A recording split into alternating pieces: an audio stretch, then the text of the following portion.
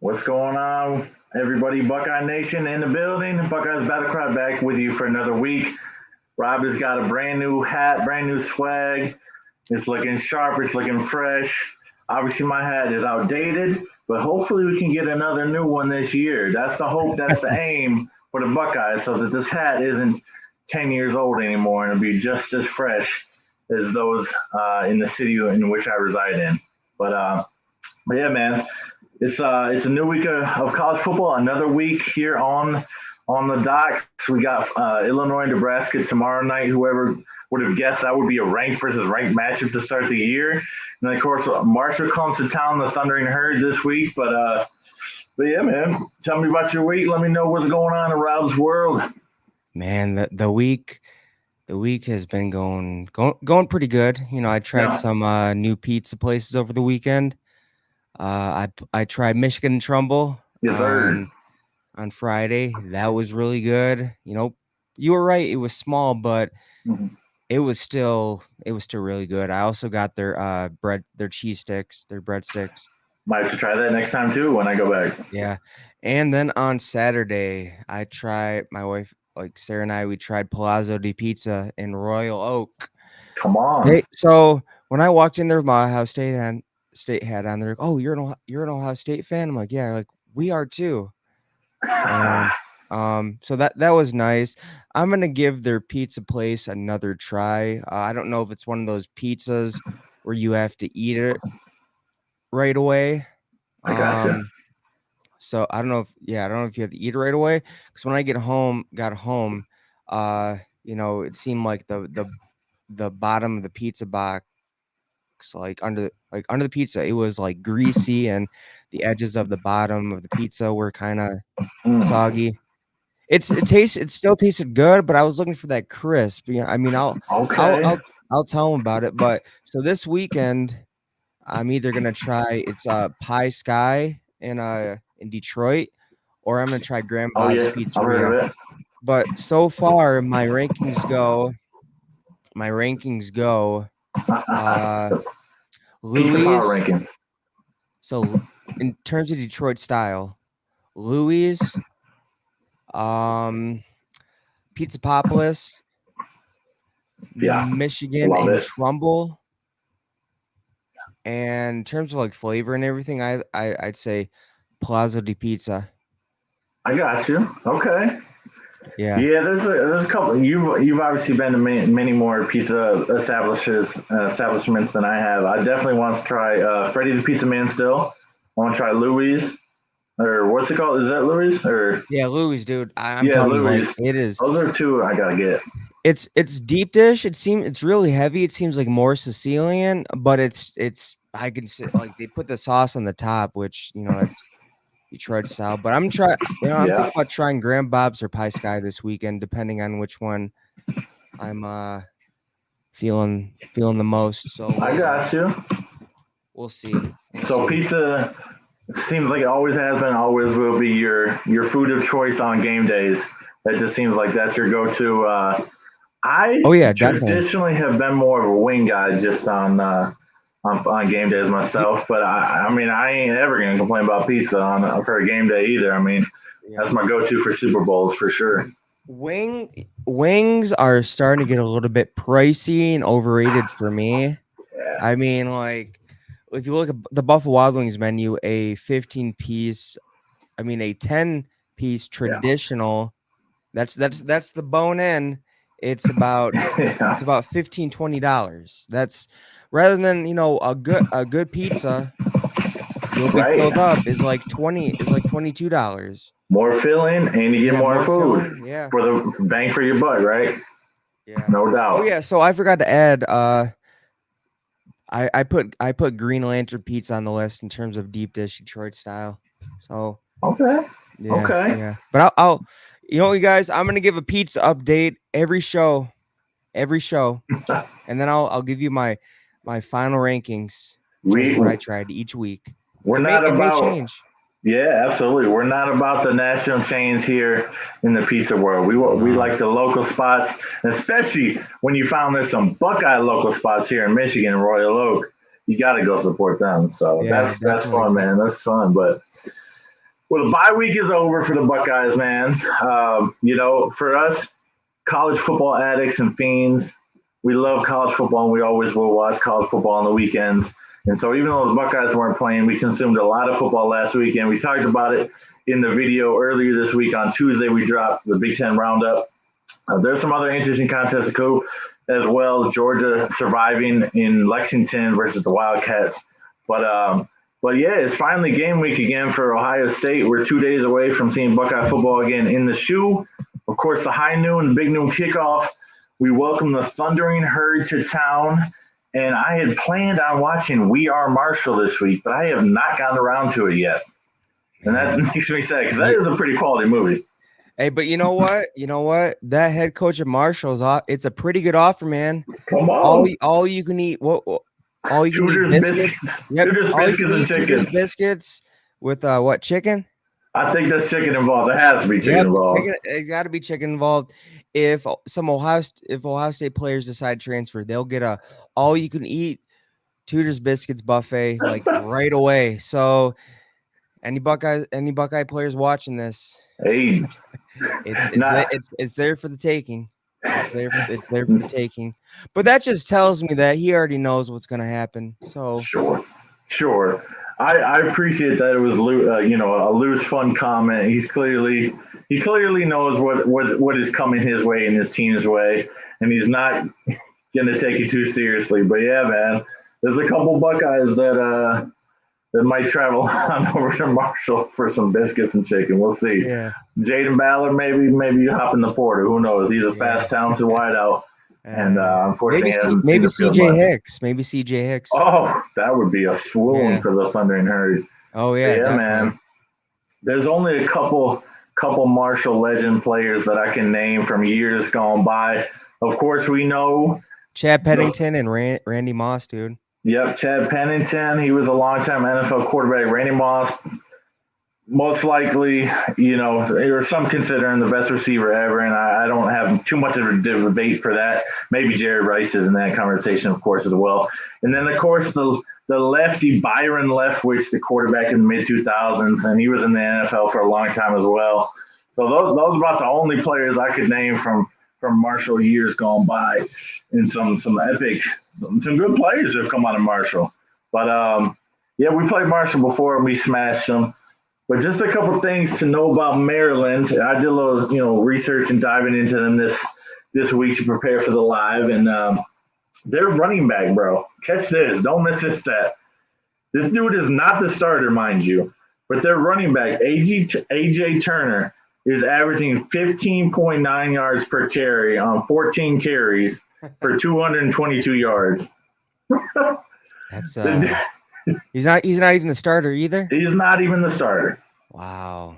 And so it's an interesting thing. He will not come close to that average on Saturday. But a fun player to perhaps watch. A fun little stat there. Now, the Marshall offensive line, of course, is going to get overpowered and dominated by the Buckeyes defense. Caleb Downs, Jack Sawyer, JTT, Sonny Siles, Cody Simon, and crew. They're going to shut down that attack.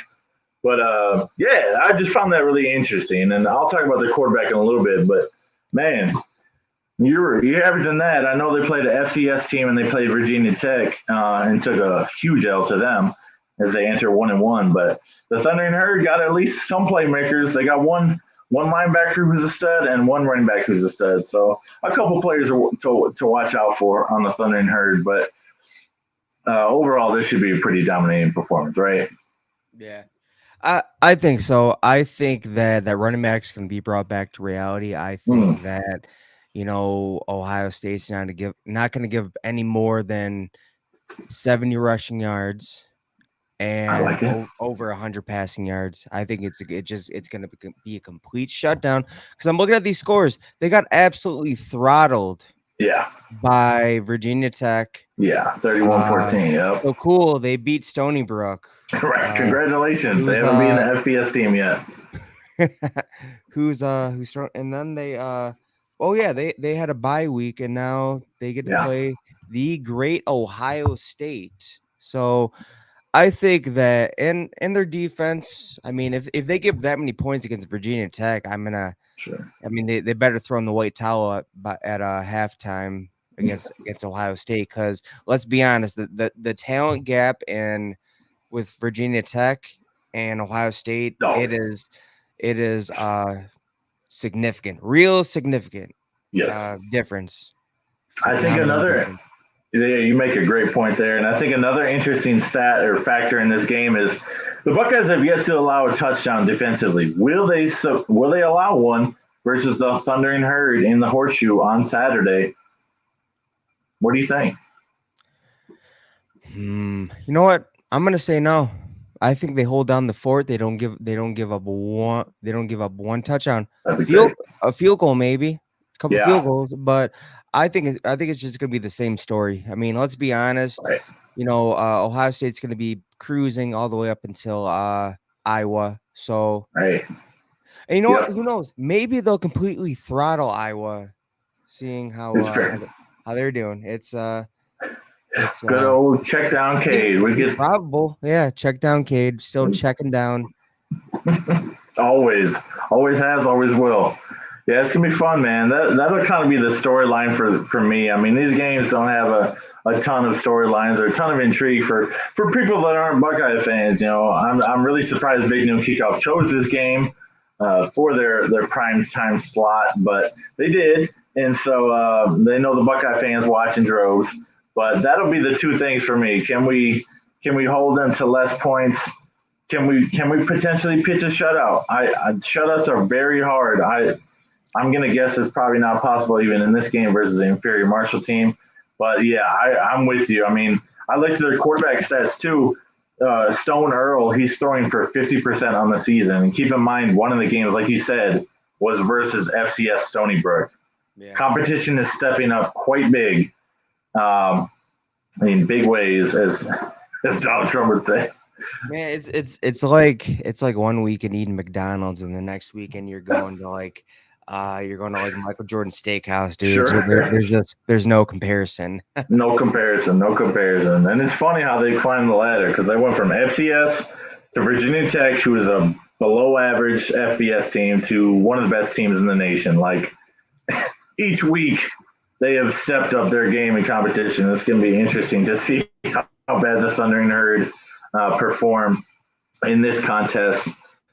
It's just, I don't know. There's not a ton of storylines. All I know is that their passing offense is mightily struggled. All right, you guys. Well, looks like Peter is out for a bit, but in all fairness, I like how again I like how the Marshall coach made it lighthearted, basically about how his team is gonna get beat up on. I mean, he's pretty much begging for talent, even though it was a lighthearted joke. He was still begging for talent. But offense wise, I think that JJ Smith is going to continue to be phenomenal. It seems like he is separating himself from the rest of the herd in terms of the wide receiver room. That dude is he is a man amongst boys.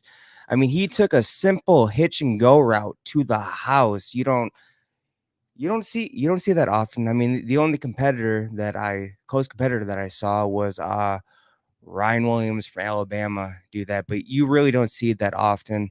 I think he's already better than Abuka. Tate, haven't seen much of Ennis. Ballard has yet to remain to be seen. So I honestly think that JJ Smith is going to end up being the best wide receiver in all of Ohio State history, and that's really something, seeing that we're only going to be 3 games into the season. So there's Peter. Yeah, I was just telling him about the offense and how I think that JJ Smith is going to continue his dominance. He took a simple hitch and go route to the house. Heck yeah. So I was telling him, so the only other receiver that I saw do that last weekend was Ryan Williams from Alabama. He took a hitch and go route against Wisconsin to the house. It was crazy to see. I mean, but I think that Will Howard is going to continue to gel with the offense and get more comfortable in his role as the Ohio State quarterback. You know, Sure. that's a really big role. I mean, really big shoes to fill. And, I mean, seeing that how Kyle McCord did last year, we're not expecting much. He just has to do a little bit better, a little bit better. And that we're not asking him to throw 400 yards per. We're not asking him to put up CJ Stroud numbers. It would be nice if he did, but all we're asking is to make accurate throws, Yeah. get the timing down with your receivers, make good decisions game time, and you know what? Don't plateau before the biggest game of the season, Michigan. So Yeah, certainly. That is the fun thing to look forward to. Obviously, we haven't seen Will Howard in a big game for the Buckeyes yet, but so far he hasn't turned the football over yet, not a fumble or an interception, and that's crucial. Every offense wants a quarterback that not only protects the football but makes plays, and so far he's done both through 2 games, and that's encouraging to see. You know, I came in low on Will Howard, to be completely frank. I did. I wanted Cam Ward or Dylan Gabriel. I was very adamant about that this offseason. But he has won me over with his personality and his ability to lead the team. And he clearly knows how to take care of the football like a veteran quarterback does. And so that's encouraging for me to see. But yeah, that's one. It's funny. I don't know why my internet crashed, but yeah, no, that's one thing he's done well is he hasn't turned the ball over yet. No picks, no fumbles, and so that always gives me confidence when your quarterback is doing that. Now, do I want to see deep ball improvement throughout the season? Absolutely.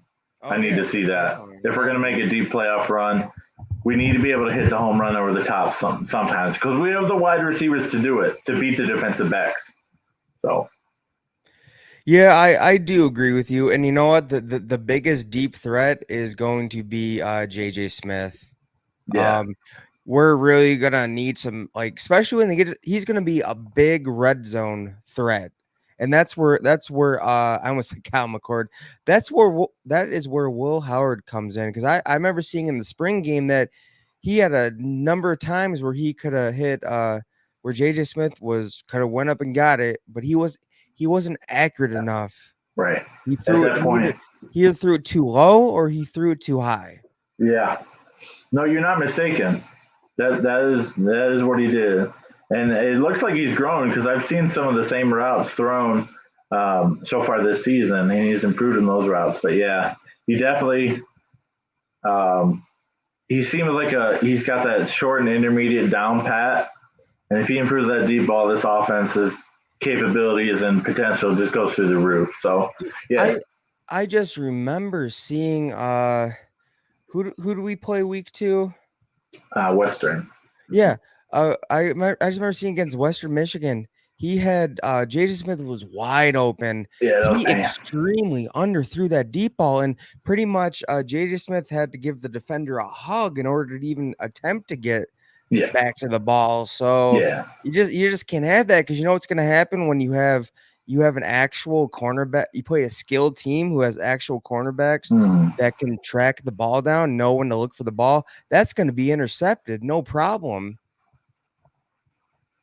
Yeah, no question. Yeah, I mean, he basically had to completely stop running and play defense himself. So that's not what you want to see on the first deep ball of the Yeah. season, or at least the first one that I remember. So But I hopefully think, improvement week, like Ryan Day said. Hopefully he worked on that, right? yeah, I think that Junkins is going to have a really big day as well. So is Henderson. It looks like Junkins is separating himself on between who is the better back. I mean, I think in the pros, Henderson is going to make his bread and butter as well. Hmm. Catching passes out of the backfield. Uh, he isn't every down back, but I just feel like he does a lot. He's going to be very valuable in the pros. I mean, he can power run, but he's really good at catching the ball out of the backfield, and he could be gone before you know it. But I think Junkins is gonna be the workhorse. I really do. Yeah, I mean that was my prediction before the season as well. I always expected Henderson to get the first snap, but I do expect Judkins to get more carries and more workload throughout the season. And so you make a good point. Henderson has the dynamic speed and the shiftiness and the quick cutting ability and change of direction to be an elite offensive weapon at the next level. I, But for us to reach our goals, I think Judkins needs to be the workhorse this season for sure. I'm Um, pretty sure a good amount of those games that were McCord didn't show up last season, uh, Henderson got over 200 all-purpose yards out of the receiving out of the backfield and rushing. So he put on a clinic those games where McCord was they couldn't really rely on the passing game. So I mean Henderson is really good, but I just feel like Judkins is more how could I say it? He's more of I mean, he's electric, but he's more of a workhorse.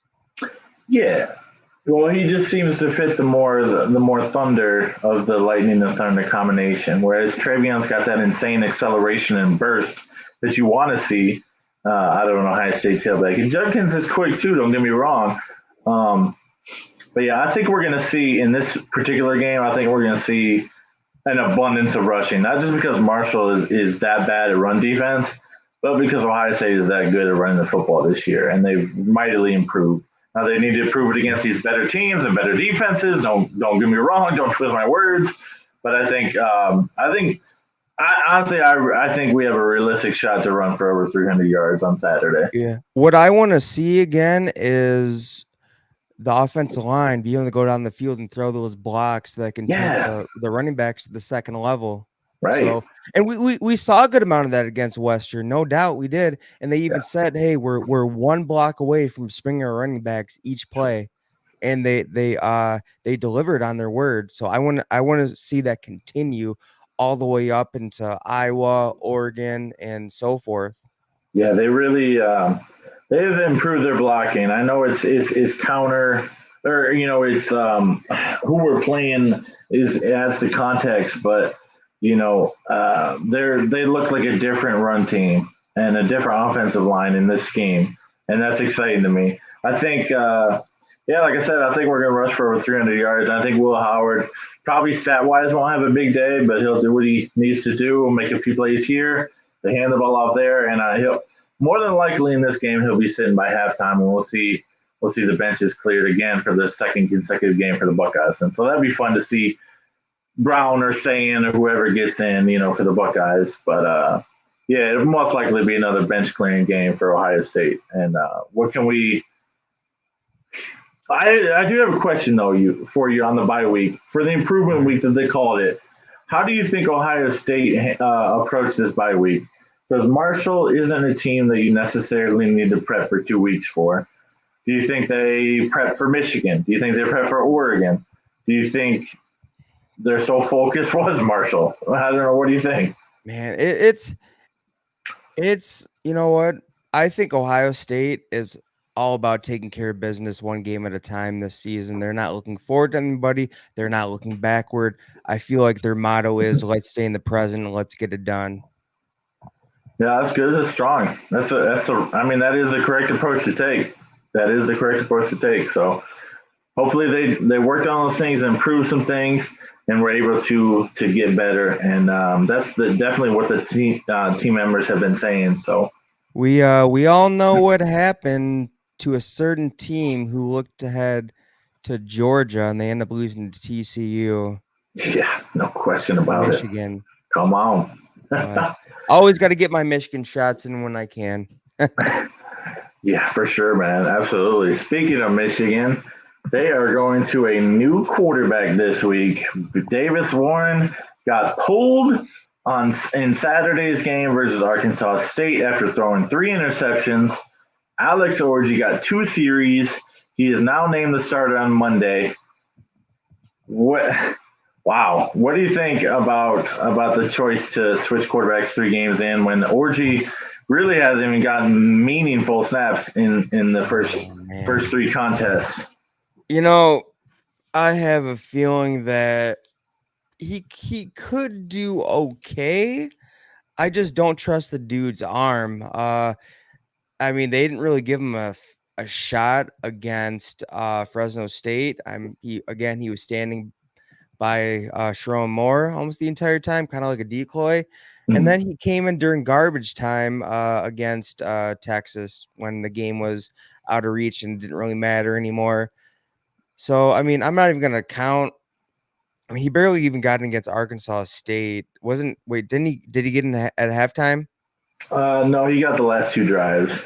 Yeah, okay. So we got the last few drives when the game didn't even matter anymore. Mhm. Uh Davis Warren, he completed all his passes, which 3 of those Yeah. completed passes were interceptions. But you know, he had 100% accuracy. Just 3 of those passes weren't the accuracy that you wanted, but All of he them was were still caught by accurate. somebody. Yep, they were caught by somebody. But you know, I think that that's just not enough preparation going into the USC game. I mean, if he's taken snaps with the second team, Yeah. he's not getting much playing time when it matters.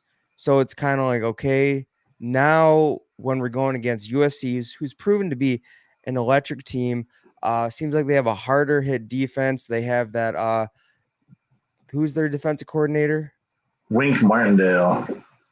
No, I'm talking about USC, Oh, Deanton Lynn. and I forgot where he was from. He's from UCLA, actually. All right. So Yeah. he just So switched crosstown rivals. yeah. So I think that I mean USC could have a harder hitting defense, but I think that I mean he could do okay. I'm not expecting great things from Alex Orji.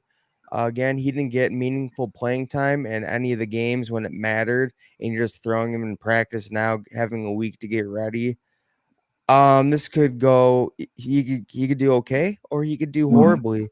But I'm not expecting him to do anything amazing with his arm. It's and here's the thing. And here's why Michigan fans were just so caught up in the hype with this guy. They remember him because he made some good plays Some key runs. running some key runs against Ohio State. You're gonna gush over players who do good against your biggest rivals. Yeah, And that's what happened. And now it's just like, okay, back to reality. Alex Orgy is not as good as we thought. man. So what's up, Well, Cliff? well, 2 comments on that. Like one thing, like that staff knew how to. They knew how to use him. What's up, Cliff? Good to see you. And those runs were effective versus Ohio State. They were. And the other thing I want to pose to you as a question as well.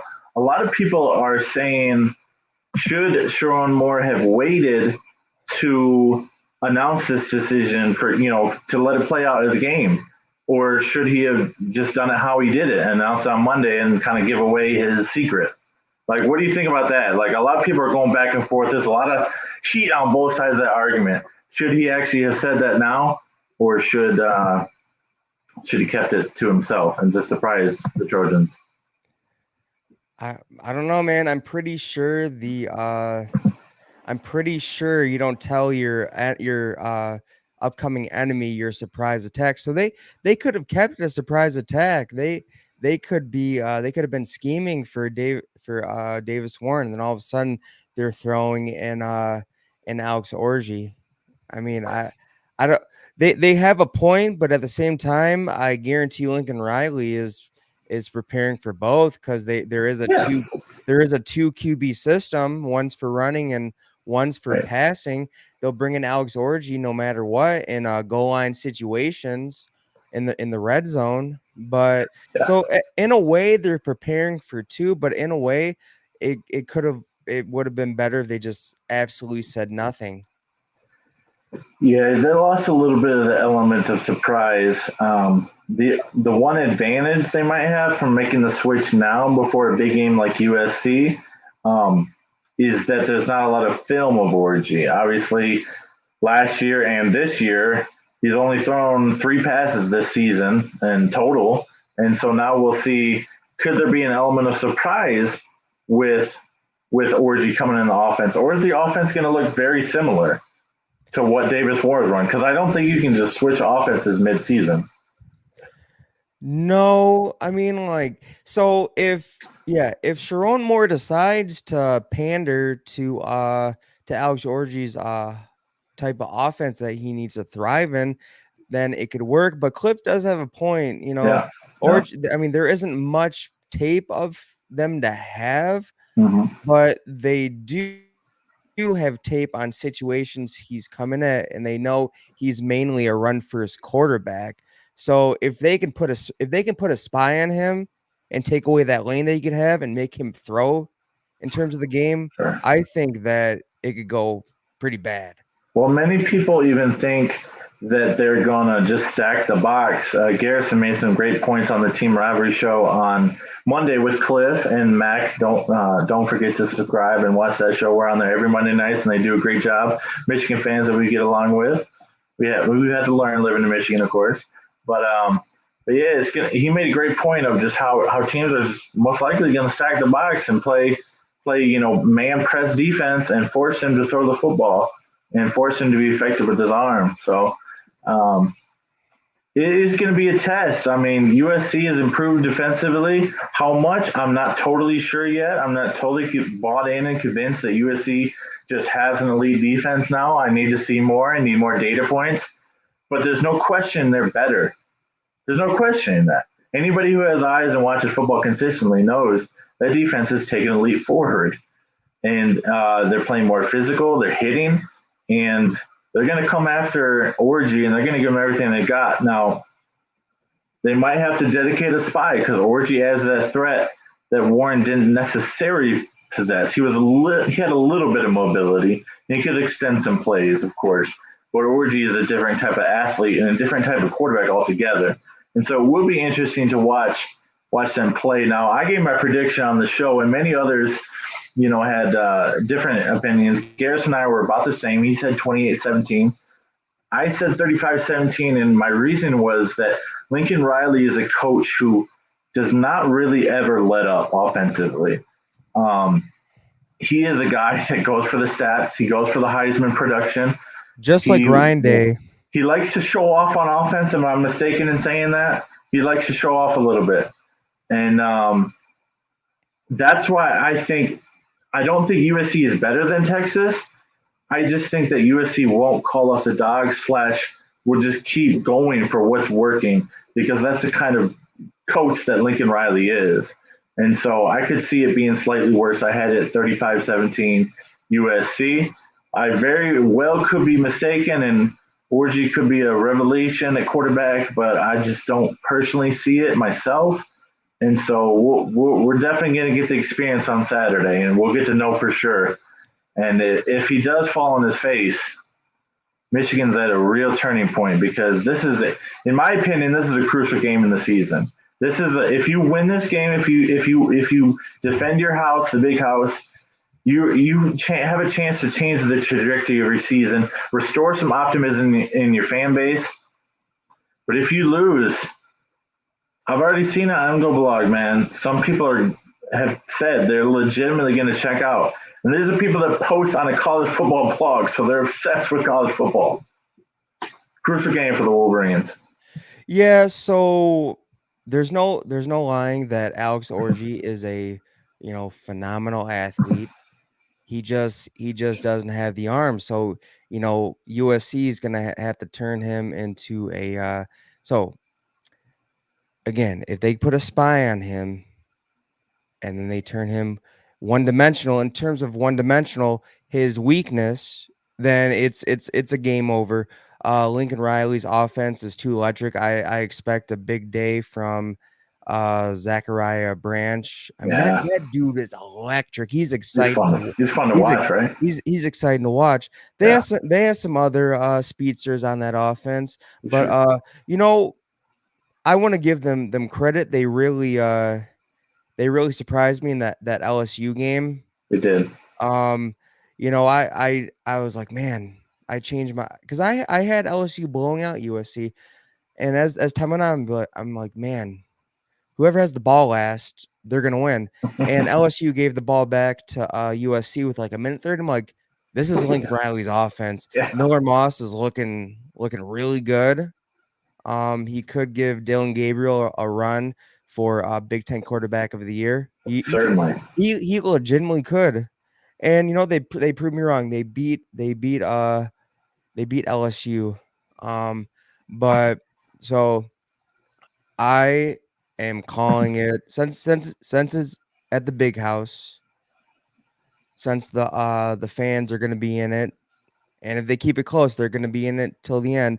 I think that the final score is going to be 32-21. And that's because, I'm just not sold on USC's defense yet. And that's Mhm. because Lincoln Riley is extremely offensive minded.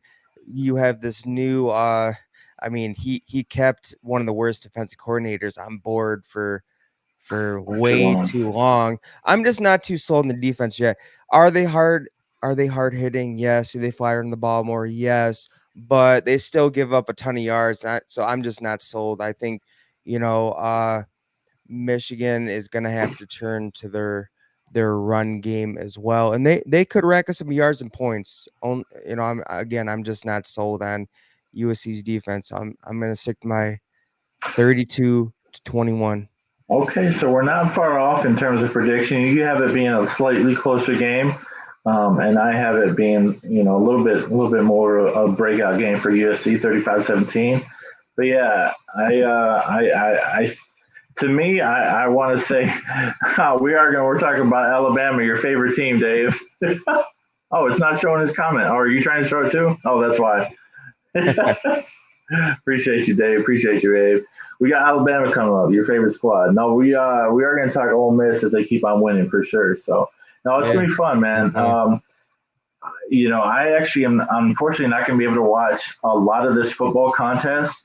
I'll be serving in the kids ministry in my church during the game for most of the game, and so I'm going to have to catch the Big Ten and 60 the next day or the YouTube highlights or whatever, and just and doing that. Our boy Cliff, our man Cliff, he says, I'm being Yeah. boldly optimistic, calling 24-21 Michigan, and will admit I have nothing to back that up. And you know what? He's being honest, and you know what? That you got to believe in your team no Well, matter what. You have the, to believe in your team no matter yeah, what. So there's no shame, man. There's no shame. there's no reason not to believe either. I mean, like this is why we watch sports, They for a they fun s- distraction and have hope and give us a little burst of joy if we can. they still have an elite defense. It's just that they couldn't produce anything against Texas. So I mean, I don't. I'm sorry, Cliff, but talk about the Texas game. But I mean, when you see your defensive line bending over, huffing and puffing, first pretty much end the first It quarter. was in the first quarter. That's the reason why they didn't. And that's not on them. That's on the offense. The offense has to produce drives, and if they can't do that, then we're gonna see the same story where Lincoln Riley, but this time Lincoln Riley's offense could end up wearing out Wink Martindale's defense. And they have some really good defensive players. They do. Their defensive line's possibly one of the best in the nation. They have possibly the best cornerback in the nation, and Will Johnson. Yeah, Makari Page is looking good as well. he's I a mean, so playmaker. their defense is elite, but they can't be on the field at all times, obviously, or else they're going to be tired again, and it's going to be could possibly be the Texas game all over again. So I'm looking for Michigan to possibly produce some drives, and I think they're going to be able to do that against. Again, I'm not sold on USC's defense, so One thing Cliff raises a point here, but one thing that really surprised me, I saw Jason Barham in the first game versus Fresno State looking like an absolute freaking monster, and he was really good for Maryland last year as well. I don't recall seeing him much the last two games, and he's a guy with dreads who's very noticeable on the field. Like I don't recall him making too many plays these last two games, and that was really shocking to me because based on that first game performance and how he played versus Michigan last year, I really expected him to be a Devin Bush type player for the Wolverines this year. But yeah, there's not much rotation on the D line like there's been in years past. To Cliff's point, and so he says the only hope for there is for the offense is to have some extended drives and get the D-line starters a break. Well, that's the key, man. Rob said it, and you said it. It's gonna be really hard to find another Mason Graham or Kenneth Grant. I mean, they weren't even that highly ranked as recruits. I mean, the growth and development is off the charts with them. I mean, bravo, but it's like a dime a dozen with someone like that. I mean, when I saw Mason Graham in the spring game his freshman year, I'm like, this dude's gonna be forced to wreck with in a year. I give it a year. I mean, he's gonna get some playing time, but I'm like, man, like I don't want to face this dude. He's a monster. He's got a body of a Greek god, and so it's just he's gonna be phenomenal first round draft pick. I'd say certainly top 10, top 15 draft pick coming up this next April, and so he's gonna be a factor. And I'll be honest. Some have him going number 1 overall. Wow, I haven't seen that because I don't pay attention to NFL draft, mock drafts, at this point of the year. But that's really interesting. I mean, he is that good. He's a difference maker, in my opinion. I think that the last defensive lineman to go possibly number 1 overall was he was from I'm trying to think Houston. I'm trying to think. It was like Ali or something. Oh man, he was a defensive tackle, wasn't he? Yeah. He was. Yeah. I just oh my gosh. He wasn't an edge, but he played for Tom Herman. He played for Tom Herman. If I'm not mistaken. But yeah, it's gonna be a fun day, man. I mean, the big house likely is still gonna be rocking, and it'll be interesting to watch this showdown here in Ann Arbor. Of course, we'll be paying as much attention as we possibly can. Rob's gonna find that before. Oh yeah, it's Ed Oliver. Ed Oliver. Yep. Yeah. Ed Oliver. He was a monster. He was a really. Do you know? Let's see. Let's look at. I'm not sure what he's up to. He is with the Buffalo Bills. I'm pretty sure. Oh, shoot, day squad. Okay. Yeah. All right. Fair enough. Pretty sure he's with the Buffalo Bills. I got you. He did play for Houston when Tom Herman was coaching. Yeah. Oh, so he was round 1, pick number 9 in 2019. So remember, Ndamukong Suh went really high. Yeah, I think Dominic Suh went top 3. Yeah, and of course, Jadeveon Clowney was a highly coveted defensive end, and then if for us older Buckeye fans, if you remember, Big Daddy Dan Wilkinson, I think he went in the top 3 as well. So Suh in the mid-90s. Suh went number 2 overall in 2010. I think Clowney was the most recent defensive lineman to go number 1 or 2 overall. So yeah. No, that rings a bell for me too. Yeah. Well, Graham's got a chance. I mean, there's some quarterbacks that'll go high, of course, like they do every year, and there'll be some competition for that number 1 spot. We'll see how it shakes out. Dave said Trayvon Walker, 2022 from Georgia. So good shout there. Good shout. How high did Carter go from Georgia? He was a monster too. Goodness gracious. How high did he go? We need to get some. You gotta get some stats. Some man-child defensive tackles like that for sure. Myles Garrett, he went high for sure.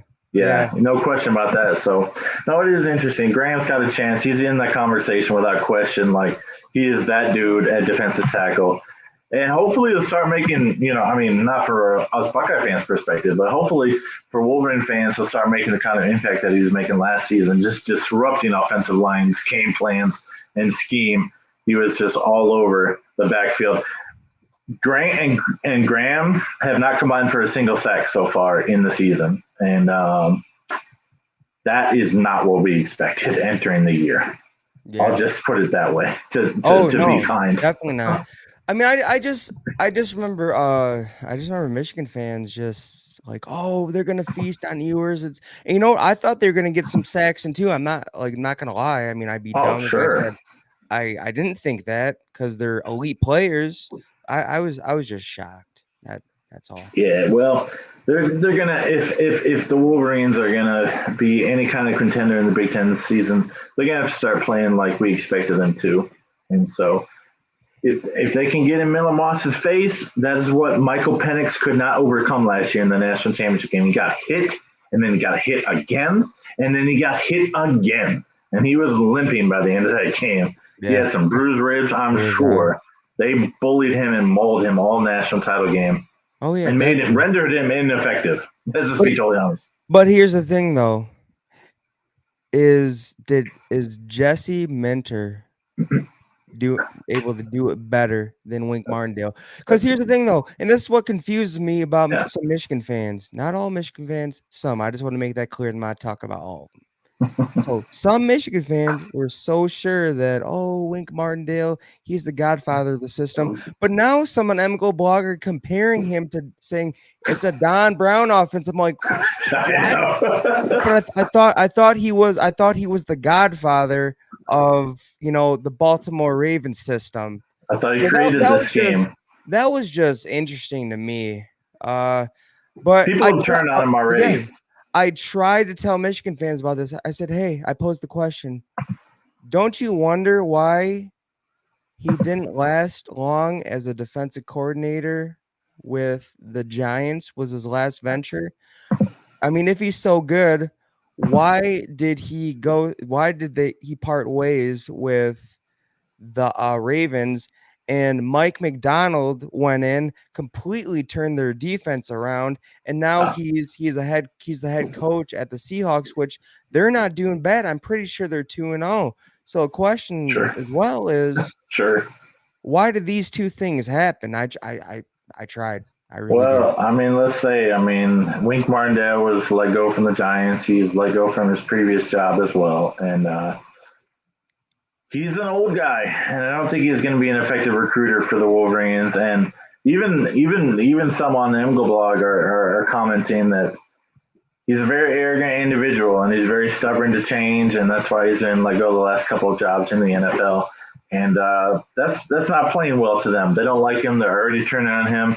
Obviously, when things don't go as planned on the football field, everybody needs to find someone to blame, and many are blaming Moore, but the majority are blaming Wink Martindale Oh, because well, even we expected this defense to be elite.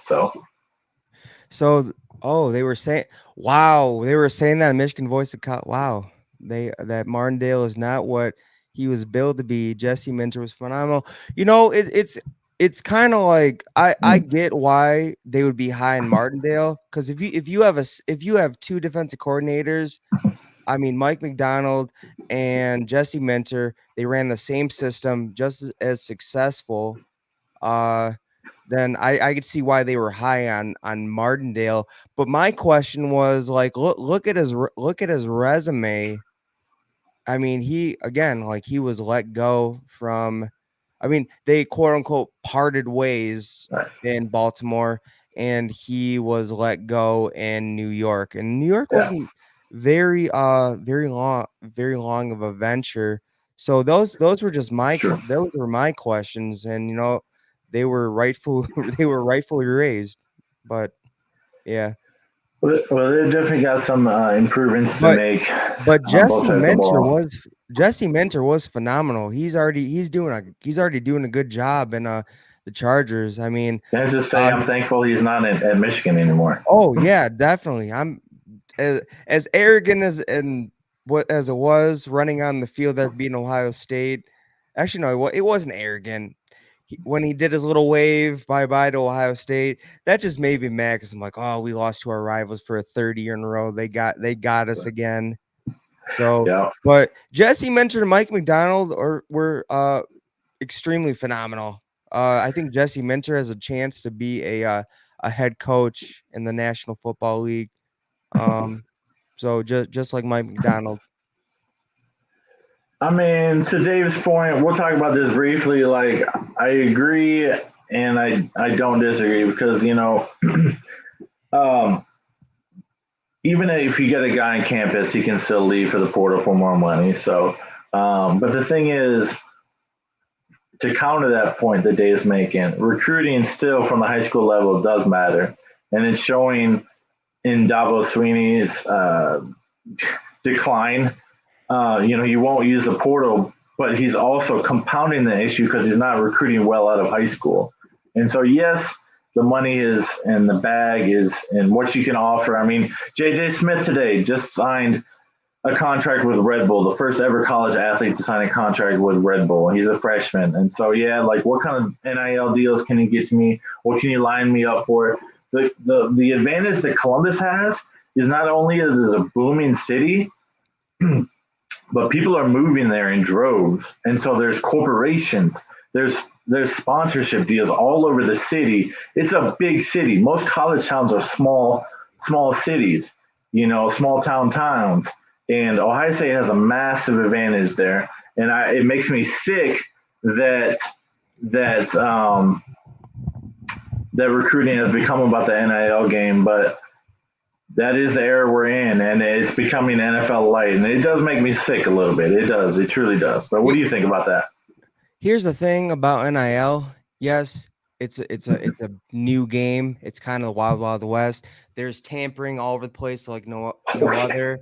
Oh yeah. I remember Drake May at halftime got a call from a Power 5 program being offered $5 million Yeah. to get in the portal and come to the school. Those the wide receiver and quarterback from Colorado State were being offered about 500,000 just to get in the portal. So, I mean, if there was some type of regulation and a spending budget each year, I mean each season, Yeah. then sure. But I mean, the only time that I'm ever mad when NIL wins out, Mm-hmm. if it's for programs that haven't done a thing in the last 20 Sure. years or so. Like I a mean, Tennessee or Miami, and Florida, or Texas A&M. when when they went out because of NIL, that infuriates me. Yeah. Now, if we lost out NIL to Georgia or Alabama, I'd be like, okay, you know what? They're winners and they have the bag, so more power to them. But if it's just someone who just is offering the bag, Yeah. that makes me mad. What else are you offering? Like, yeah, that's infuriating to me as well. But there are programs that are clearly doing that and are clearly about that, and we know who they are. So Yeah, we're not gonna name them again. yeah, you heard it. Rewind if you want to know. But yeah, moving on to the next topic. We actually wanted to move into the name the top three Big Ten teams in the power rankings style and format, and who are the bottom three? Who are the cellar dwellers right now? I'll start off with the cellar dwellers. For me, I called it, and many other called it before the season started. Bless you. The UCLA not only is the bottom of the conference this season, but they're going to continue to be the bottom of the conference for the foreseeable future. In my opinion, they are the worst team in the Big Ten right now. They just got housed in the Rose Bowl by the Indiana Hoosiers, who, in my opinion, are an improving team, but they're still Indiana. But you know what? Fun fact about UCLA. Remember, they're from LA. Yeah, So where are they from again? Where are they located? where are they LA? from, man? I couldn't tell. It's only in the name. But UCLA brings up the bottom of the conference for me, unfortunately. Hopefully, they are a team that can improve in the future with the Big Ten footprint out there in LA. Yeah, it's not a regional sport anymore, Cliff, and that hurts my traditionalist college football heart. The next team I got now is between these two different programs for me, but Purdue has not been the FCS team, has not been the FBS team. Their only win came over in-state Indiana State, an FCS team, 49-0, and then they got trounced by Notre Dame, and so they are a rough looking team in Ryan Walters' second year, and they're really struggling and not going in the right direction since Jeff Brown left. He really left a mess there, and he left with his offensive genius and he's doing big things at Louisville. And Purdue has been left in the wake, and they're rough spot. They just got I didn't realize that the 47-0 was halftime. I just thought I thought it was the final, but the final was what, 67-12? 66-7, yeah. Same difference. God. But you know what? You can't blame a coach for wanting to go to a higher program and bring his best staff member with you. No, Purdue's always been a stepping stone, except for Joe Tiller. But every other coach has gone there, either failed or succeeded and left. So outside of Joe Tiller, so yeah. Purdue rounding up the bottom two, and then for me, this is a little bit tougher to narrow down a third. But I think after looking at the standings and just performances so far through the first couple of weeks, it's got to be the Maryland Terrapins. They have really fallen off a cliff without Talia Tagliavoa, and of course they lost Barham to the Wolverines, and they lost a competitive game to Michigan State, and they just don't look good in any phase or aspect of the game of football, and that sucks. But Maryland, not good. Whatever happened to Maryland's star wide receiver? Wasn't it Jarrett? Yeah, Raheem Jarrett, I think was one of them. I think it was Raheem Jarrett. Yeah. And whatever happened to him? I'm not sure. Did he get drafted? You know what? I think what killed him was he did not have very consistent quarterback play. Yeah. That describes Talia perfectly, right? Yep, it does. It does. It's unfortunate, but it's true. Another Maryland wide receiver that I always wanted, and this goes back to Urban's first year, man, was Stephon Diggs. We lost that battle. I thought we automatically had our Percy Harvin role. And we got that a few years later in Curtis Samuel, but I desperately wanted Stephon Diggs and still mourn not getting Stephon Diggs. But, yeah. You know, Cliff raised a good point. I was thinking Wisconsin as well. Okay. They just got so –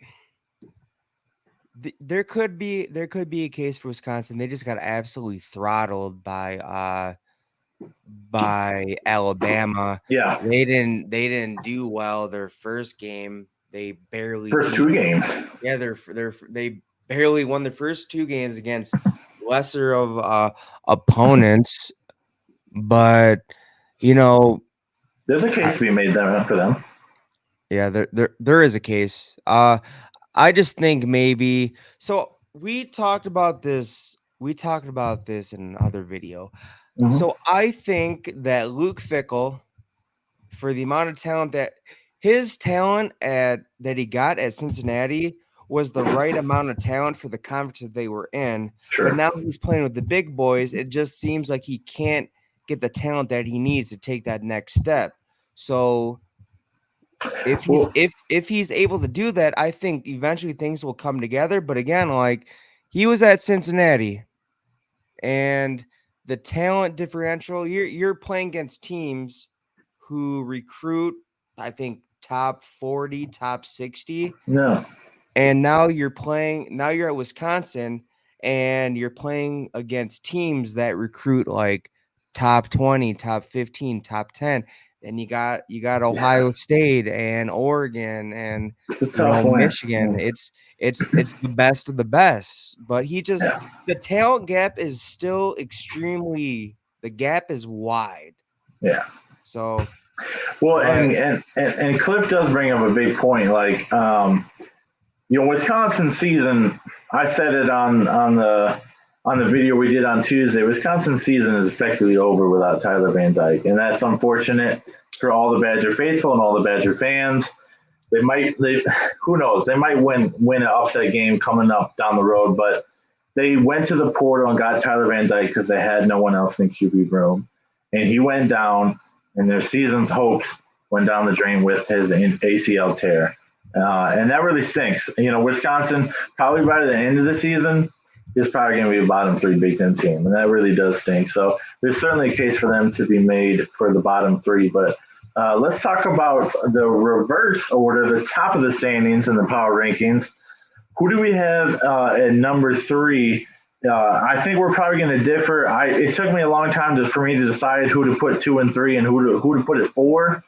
Um, I debated for a little while, but I'd love to hear who your number 3 is.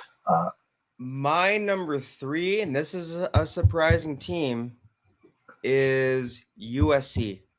Okay. That's my number 3. I really was impressed with their win against LSU. And if you look at what LSU did last weekend, they came back and won that game against South Carolina. Yeah. So that was really impressive. So LSU is still a good team. They're still a good team. I'm impressed with what USC did. Number 2 is Oregon. Okay. They've been so Peter.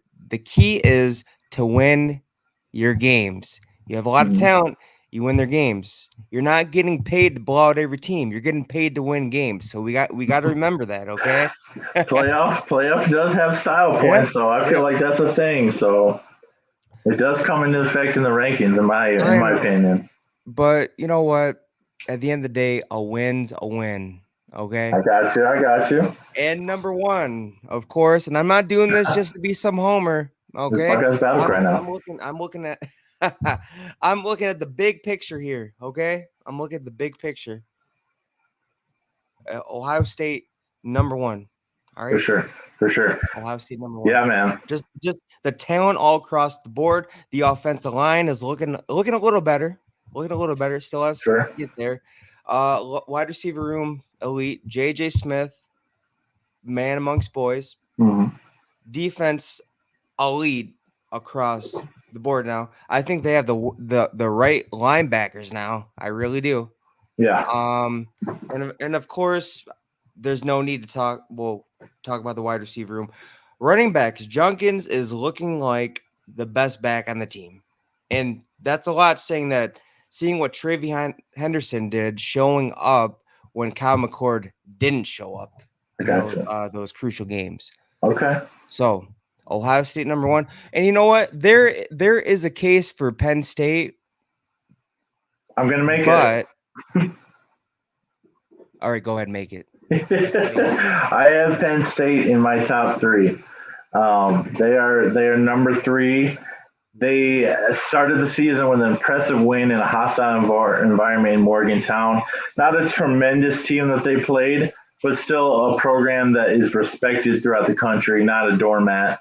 And so I value that win highly. I have them at 3, though, not number 2. I debated back and forth. I even switched it after I went live on the show because they came back down to earth versus Bowling Green, and they've only played 2 games, so they haven't had a chance to redeem themselves from that Bowling Green performance. Drew L.R. still has a lot to prove to me to be a top-tier quarterback in the Big Ten, and so that's why I have them at 3. I have the same top 2 as you, and I actually have USC at 4. But if they win this weekend and win impressively, they're definitely in the top 3 and would replace Penn State for me, no matter how Penn State looks this weekend. You weren't sold with the LSU win? Not initially, because I think so lowly of LSU. It was very impressive. I think, it would have been a lot more fun if that game was in Baton Rouge or in California, but it wasn't.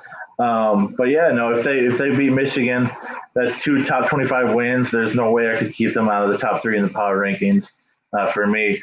And the LSU this weekend, just to counter your point, the LSU weekend this win this last weekend was muddled in controversy, apparently, and I didn't really see it. I was I had the multi-view on and I was watching that game, but I didn't necessarily see what was going on. I saw a pick 6 was taken off the board for some reason that was extremely controversial, that wasn't legitimate, but I still need to see more from the USC defense to install them in the top 3. But like I said, if they win this weekend, they're in the top 3 and Penn State's kicked off. So Cliff's got a point.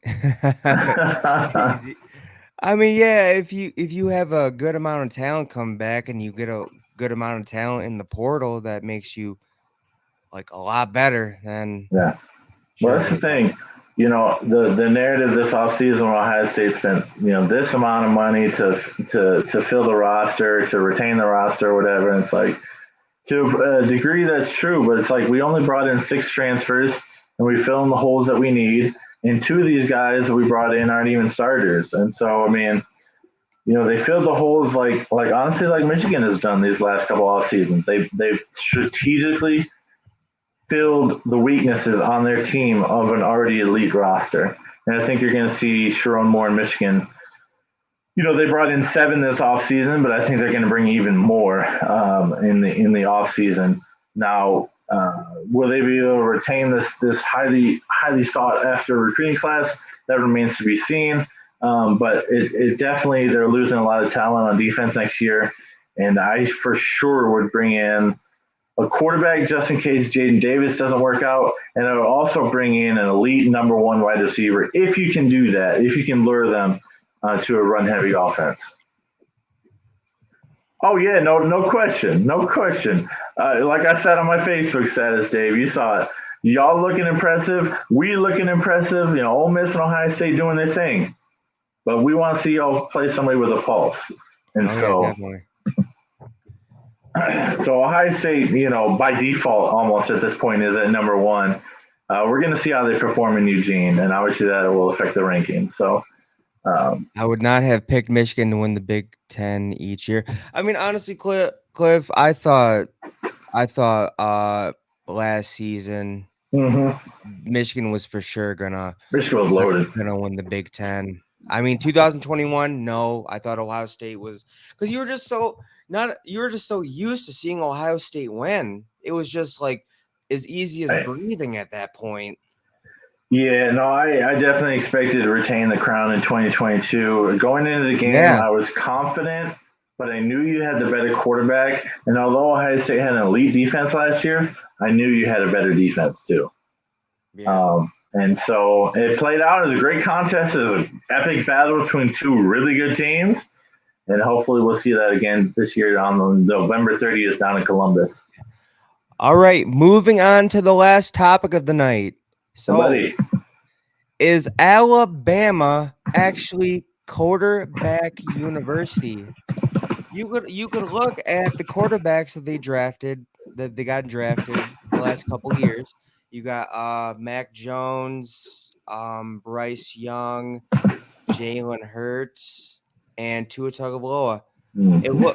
Sadly, I mean, I'm not digging at Tua Tagovailoa. Sadly, it looks like he's gonna have to retire. I'm not too happy with what the head coach is saying nobody should talk about retiring with him. That shouldn't even be brought up. What are you talking about? Like, the dude he's done. There's no reason why he should be back on that field. None at all. Bryce Young just got benched. Mac Jones is not even a starter anymore. I don't even know what team he's on anymore, but he is second string. Yeah. And Jalen Hurts, he's the starter, but he's not performing well, right? He's not performing well. He almost got. It was looking like Kenny Pickett was performing better than him, but he's lucky that Kenny Pickett isn't a consistent quarterback. Yeah, for sure. So, really lucky. But I mean, here's the thing. Yeah, you have a lot of quarterbacks drafted highly in these positions. I mean, you have these quarterbacks drafted highly, but what do they actually do in the pros? Just like I'm here to admit, I don't know if Ohio State was ever cornerback U. They had some wide receivers drafted like Okuda. I mean cornerbacks drafted. Sorry, Peter. Like Okuda. Like Denzel Ward, Malik Hooker, Marshawn Lattimore. Yeah, Marshawn Lattimore. But did they all make it? Did they all make it? Are they still on rosters? Are they still active? Did they actually contribute? So, I mean, Garyon Conley, I don't think he's in the league. Damon Arnett just fell apart. Just got cut. Yeah, he just got cut. He wasn't. No, I'm saying the previous guy you were talking about. Yeah, Garyon Conley. Yeah. Well, who? So you had Gary Connolly, Eli Marshall Apple was another Lattimore. one that was Yeah, good, but didn't quite perform at the NFL level. so it seems like It's a that. mixed bag, honestly. Yeah, you can have a good amount of players drafted at a certain position, but high at a certain position, but Yeah. are they actually producing in the pro? Yeah, that's the thing. Ohio State's had, I mean, Denzel Ward and Marshawn Latter are probably two of the top 6 corners in the league.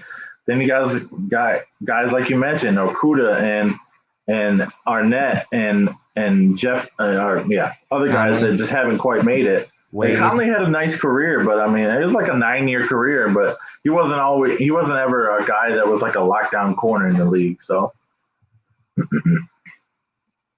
Yeah. For sure, man. Oh man, Yeah, no, that's funny. I think it's one thing I do want to say on this point. I wasn't sure where you're going to go with this when you brought this topic up to me via text.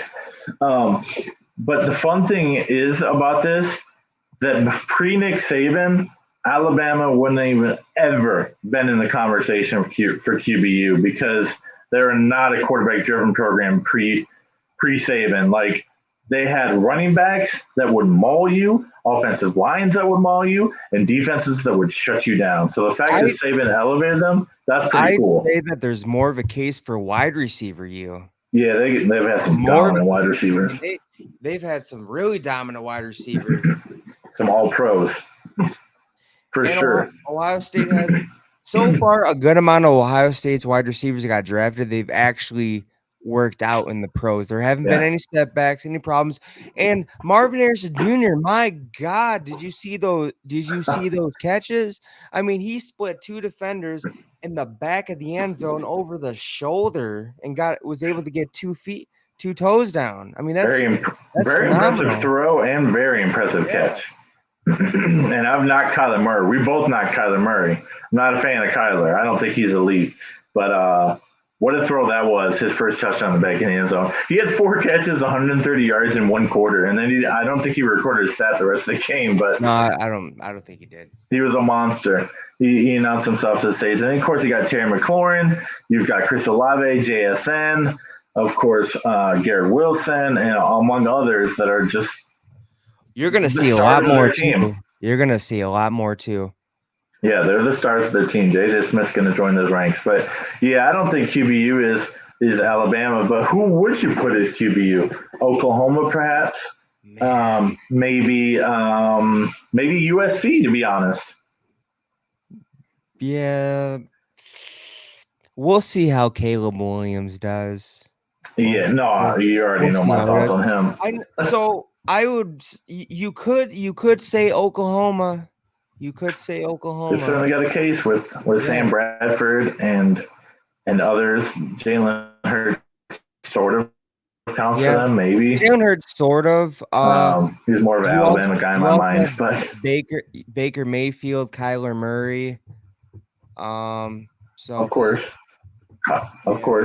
Yeah. So they've had a long lineage too, for sure. Yeah, we'll keep tabs on this, but Oklahoma would probably be my choice, at least for this century. They've had some dynamite athletes at the quarterback position and Heisman Trophy winners. We'll see how the Buckeyes develop at quarterback for the season, but yeah, fun weekend of football. What you got? I don't know, man. We can do. What'd you say? I was ready to wrap it up, but we're good. If you got something, go for it. Oh, dude. Champ of the week. I haven't said this in a while. Yeah. Who I forgot his name, but he got a 50-50, the first ever recorded 50-50, 50 home runs, 50 stolen bases. Oh, Shohei Ohtani? Yep, he did it. It's the only recorded 50-50 season, 50 home runs, 50 stolen bases. He's going to go down as one of the best players of the greatest of all time. Yeah. He's single-handedly restoring my love for baseball, and maybe a little bit of the Tigers making a late season push too. Oh, yeah. They win their last They've Since they benched Javier Baez, they've gone on a tear. So that's fun to see. Yeah, but I don't think we're gonna see a player for a while like Ohante once he retires. Like Yeah, I sure. just he's a once in a generation player. He's a unicorn, no question about it. Yeah, So definitely. But all right, you guys, that wraps it up. Join us each week, Thursday night, 8:30 p.m. Eastern Standard Time. Click like and subscribe if you haven't. You know, we love having you guys. We love participating in the comment section. Thank you for all those who have tuned in, and we look forward to seeing you guys next week. And we're also going to be on a team. So Cliff, who just what's happening? I'm trying to get this up.